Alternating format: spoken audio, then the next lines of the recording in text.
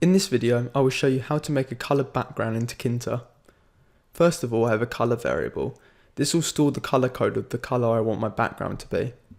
Now I make a variable for the canvas. Then in the variable I want to put tkinter.canvas. In brackets I then put the window. Then I put the width with width equals and then the height equals.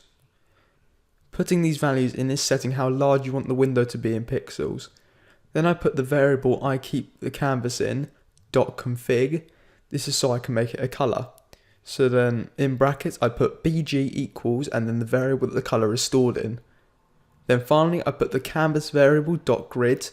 This is so I can place items inside it later. So I put it in row 1 and column 1. And when I place things in later, I may need more space, so you can increase the row span and the column span. Now you're done, and you have created a coloured background. I hope you learned something from this video, and please consider subscribing and liking to promote my channel.